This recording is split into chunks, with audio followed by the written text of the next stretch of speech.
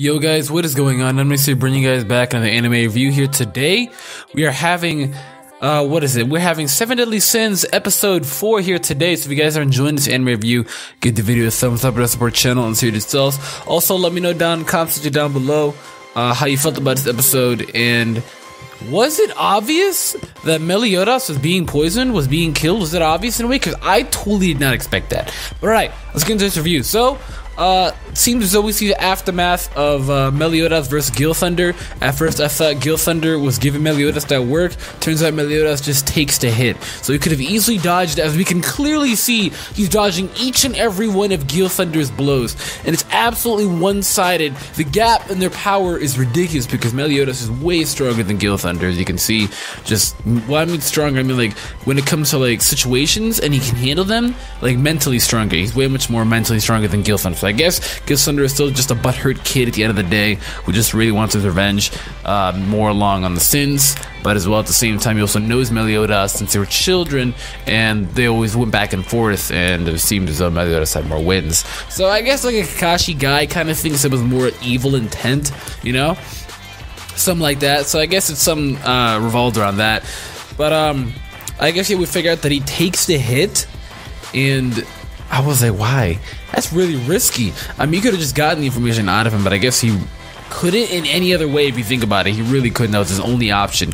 So as well as we get to see as well, we get to see as well that when he's on top of the pig, it was really interesting at this viewpoint right here. When he's on top of the pig, he's like, I'm gonna go inside and get some rest. It's fine, no worries, it's just a scratch. I'm like, you kidding me? This knife cut through like half your shoulder. And at first, I thought he had some sort of regenerative property, like, you know, some sort of regenerative power. And I was like, alright, okay, he's probably gonna go inside, take a nap, come back out, you know, be fully fine. But no, he ends up passing out. So I guess he played the tough guy act. Ladies and gentlemen, take a huge life lesson from this. Never do the tough guy act. This is a very good reason why you should never do the tough guy act.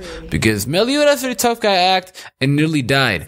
And of course we know he's alive. I'm not going to kill off the main character in the first 4 episodes. But of course he's in quote dead right now. Because it seems to be so Dr. Diane or whatever his name is, Dr. Dane. He actually was working for the Holy Knights and he ended up giving Meliodas a poisonous medicine that has put him in a knocked out situation. He's knocked out. He's in a dead state, basically. He claims that he's dead because the poison that he gave him will make him keep his eyes shut forever. He no longer will ever wake up again. He's paralyzed, you know? It's like a poison paralysis, something like that. So he's dead. He's in quote dead, but he's not dead. Come on, we all know he's not dead. We know he's not dead.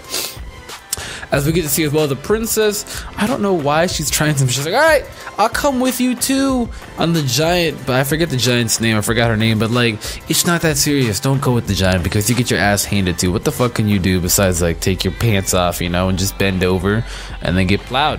Which I think all of us who are now watching this anime would probably do that, because I would.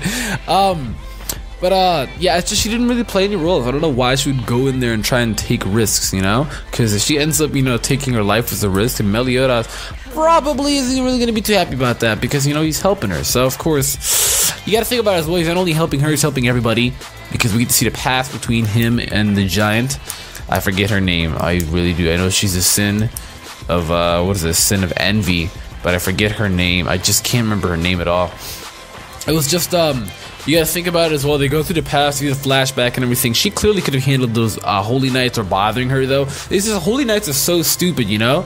Just, she clearly could have handled them. Meliodas comes, Bob Smoff says, are you scared? And I guess she sort of fell in love with that because no one has ever told her that she's scared since she's so big. You'd never expect her to be scared. Since she's a giant, giants typically don't get scared. They're bigger than everyone else, like more durable than everyone else. But I guess he straight up told her if she's scared or not. And I guess that kind of led to her falling in love because she's like, wow, this guy is so manly. Oh man. But yeah. Yeah, that was a thing. That was definitely a thing. I also really want to touch on the point though of the last thing. What was I gonna say? The last thing of the vampire. We get to see the vampire, Sin of Greed. He's an absolute badass, alright? He's an absolute badass. I already liked him. I'm telling you right now, I already liked him just from the intro. And he looked like he was a badass. Guy's really laid back. He's kind of like Zoro, if you remind me, you know, being really close and cool with the captain and, you know, just kind of drinking, which Zoro also does. Just very chilled, very laid back, very confident and cocky. So very much reminds me of Zoro. And that's why I liked him, just from seeing the intro. I could tell his personality just from the intro. And now we actually get to see him in action. He's an absolute badass. You could have walked up and gotten up at any time. And he gets up now, right, when he hears about the sins, alright, that they're alive. You know, he hears Captain is alive. So he's now insanely happy. He just pulls those bars. He had steel stakes inside of him. You know, for a vampire, stakes is a weakness, right? And of course, steel, which is much harder than wood. He just pulls them out. And after that, he's like, what wounds? He's regenerated completely. Vampires can regenerate, so he has regenerative properties. And I'm gonna love this guy a lot. As well, he's like, alright, I have too much hair. And this bullshit holy knight in training tries to, you know, talk shit. You know, get hit. Because he bobs and weaves her hits. And he cuts his, like, he shaves that way, you know? He gets a haircut and shaves at the same time while cutting her. Like, he purposely dodged her sword so that he could get hit by the sword around his face, just so that, you know, he could, like, get a shave and get a haircut, which is absolutely amazing. Alright, good shave. Absolutely cocky. I love this guy so much. But that's gonna be it, though. So if you guys enjoyed this review, give it a thumbs up. Let me know if you felt about it down in the comments down below. Terraformers will probably be out. Terraformers will probably be out today as well. So that's gonna be it. If you guys enjoyed this episode, give the video a thumbs up. With that being said, I'll catch you all later.